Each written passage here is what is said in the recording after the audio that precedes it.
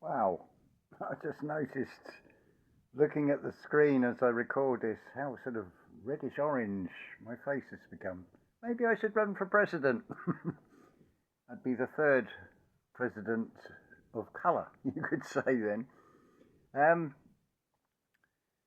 what beautiful revelations this past week has been, and I will get to those in future videos because there's a lot to unpack. I'm also toying with the idea of doing a breakdown of a film from, I believe the year was 1938, so it's given to you in black and white. It's called Oh, Mr. Porter. Superficially, it's a comedy and involves steam trains. It's nothing to do with trains, but it is about being on the right track. But there's a lot to unpack. I will probably have to watch the film at least twice more to really get to the essence of it all. But just straight away watching the film, which is freely available on YouTube, there's a lot in it that is worth seeing from an esoteric point of view. So I wanted to talk about mystery schools. The terminology of one time is not always the same in the next. So in a modern day context with information technology, that would be membership of a channel. And about 7 weeks ago, I started what I now would call a modern day mystery school. And it is open for new initiates, but of course, the perspective that I come from may not be quite tailored to suit your needs. But I do have at least 3 other channels that I could recommend, and maybe after an initial email conversation or dialogue, I may be able to say to you, you'd be better off going to this or that channel. Because this works wonderfully this way, nothing centralized. But looking at the external, now many of you will say it's horrible, it's cruel. I say it's perfect because it's what is being reflected back. So let's talk about giants. Now, have you got an image of some, I don't know, 30-foot tall human? I'm not talking about those type of giants. I'm talking about the giants of today. One of the big things is pattern recognition. So if we take a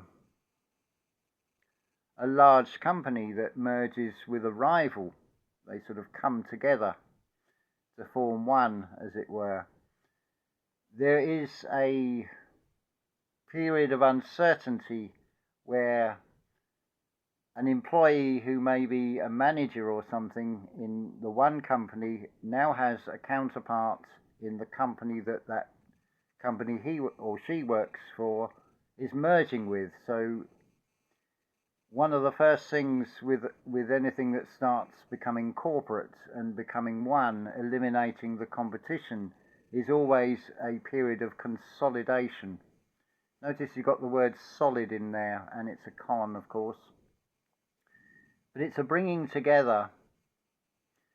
But then certain things have to be let go.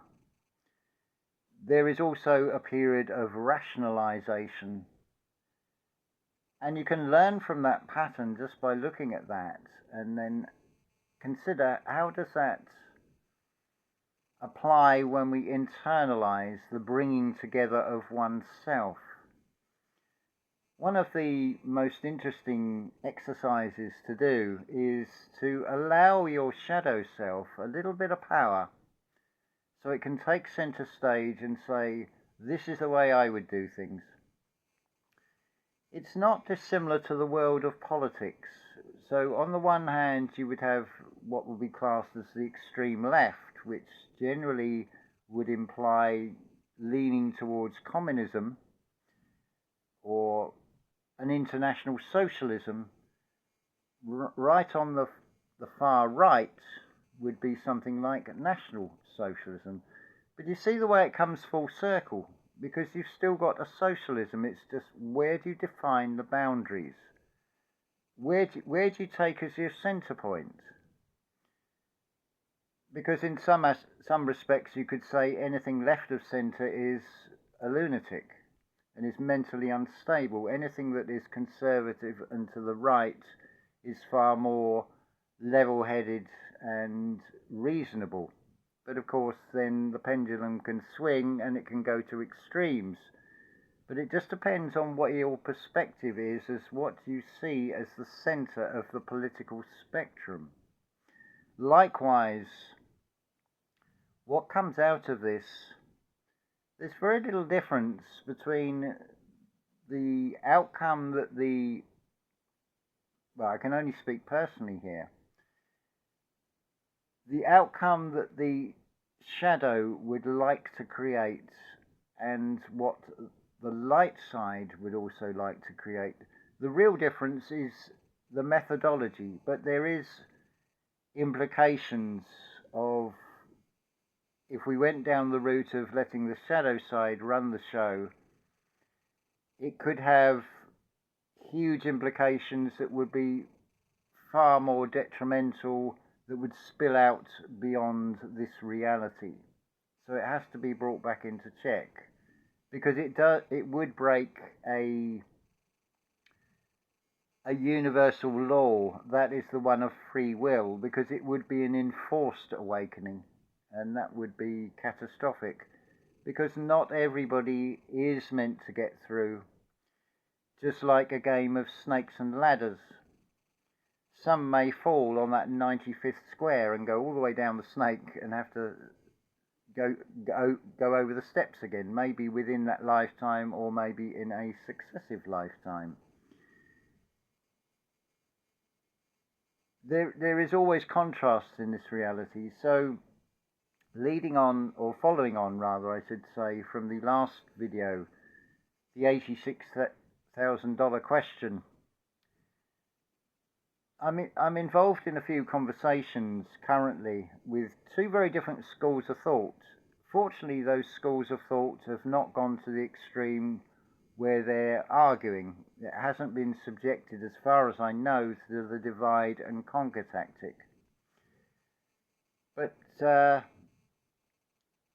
what you'll see reflected in pretty much any zombie film, you'll get one of these zombies is captured, and then there's experimentation on can their humanity be restored, which it never can. What would also go along that line would be a quote from the Gospel of Thomas. And it doesn't matter whether it's a historical document. Always look at the story, not whether it was true, whether it wasn't true. It's the story. So the quote goes along the lines of, he who blasphemes against the Father will be forgiven, he who blasphemes against the against the Son will be forgiven, but he who blasphemes against the Spirit will find no place in heaven or upon earth. So the events of 2020, that would sort of show that it is not possible to restore the humanity of those that were coerced in 2020. But at the same time, in this reality, you only have to look at nature. So you can have huge expanse of concrete, but somehow a seed will push its way through, and before you know it, you've got a tree growing through the middle of concrete. Consider South America and all these Mayan sites that have been taken back by the Amazon rainforest. There's another example of that. So I don't know the answer. Time is going to tell on that. But what also comes out of this, if we see this from a perspective of a business, when we're looking at human resources, if you have a certain percentage of a population that is elderly, they have a finite currency which is called the life body or the etheric body.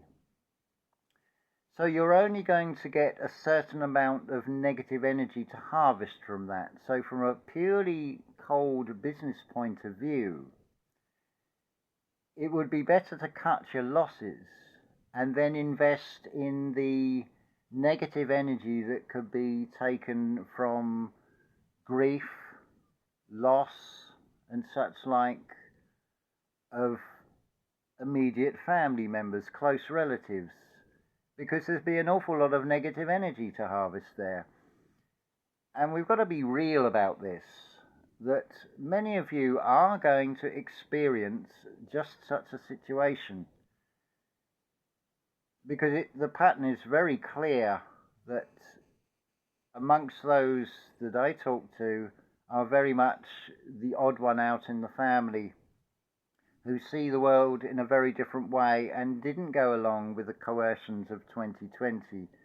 And there has been numerous accounts of people falling out with family members and such like, because the worldview is so very different.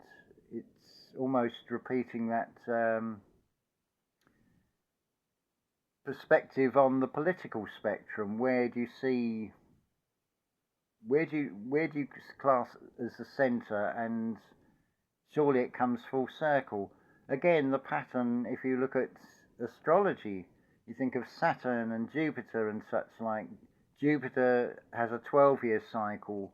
Saturn has, I think, a 30-year cycle. The moon is, I think it's 19 years. And then you've also got the circle of the sun as well, at the moment, 365.25 days. So what the astrology is and the astronomy is showing, that there are cycles, there are circles, same thing really. And again, you can apply this to your own life and look at the cycles, look for the patterns. That will make things a lot easier. If you were to, for example, create a suit for yourself, it would be far easier if you have a pattern to follow to cut the material for yourself, as it were. And considering, is there anything else I wish to say in this video? Yes, there is actually. Just come up on Archaics Underground. I was asked, what is it? Well, it's information technology for a start. But you, in your avatar, have an informed field. So there's the information, and you take knowledge from that external, from that information, be it incorrect or correct. You're still taking it in. It's just then you have to weigh it up inside yourself. But if you consider with these physical avatars, what determines whether one cell will become a fingernail or will become skin or hair or part of an internal organ? So there is a sort of technology to the biology of the physical vessel that you're in as well. It's so easy to fall for this programming of only hearing words in one way. But if any of you have had any experience with the whole court system, it should become readily apparent that there is more than one interpretation. And as is made clear, anything you do say that you later rely on in court, big clue in that. Because the language that you're speaking is not the language that the courts are speaking, although it sounds the same. Which also shows from that there is more than one meaning to words. And etymology is a wonderful tool as well. What is fascinating, or what I find fascinating, is how you can have an alphabet. You can write out a paragraph in English, then it can be translated into French or Italian or German. And the combinations and sequence of the letters will change, but the paragraph and the story in that paragraph won't change. That I find a fascination in itself. Right, we're up to 15 minutes. So yes, do consider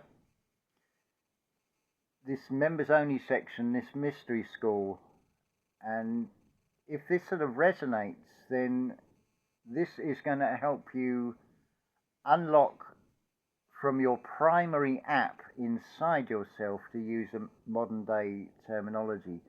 It's going to help you find the restore factory settings. So you're able to go out into that external world with a secure inner feeling that whatever is presented externally is not going to affect you in a negative way. As I've said, I'm pretty sure I have said it on public videos, what this is going to come down to is, well, one is pattern recognition and two is frequency. The two things actually go hand in hand. And just like a giant, a corporation, it is bringing a unified whole, bringing things together, not in the external, but within oneself. So all this nonsense about kill the ego, that's the part that makes you individual. That is a necessary part. And when it is addressed in the right way, and the shadow is, when you realize that the shadow has no life of its own, only the energy that you give to it, you can allow it to have a bit of energy. So it can express itself, so you can weigh up what it wants to do with the way your light side wants to do, and you can see the balance between the two. Then you'll be on the right track, to go back to that Oh Mr. Porter film. So I think we've come full circle, really, even in this little video. But I invite you to get in contact, and it may be that I'll be directing you to another channel and saying, really, from the perspective you're coming from, I feel this will help you more. But if it isn't right for you, I can give you other recommendations, or you can come back here as well. It's keeping a fluidity to it. And the more mystery schools or membership only, whichever term you want to use, it's the same thing ultimately. It's safety in numbers as much as anything else. It's never a good practice in the material world of putting all your eggs in one basket, is the saying. So the more of these members only or mystery schools, and it just may be that things resonate more if it's said a particular way, in the same way as language.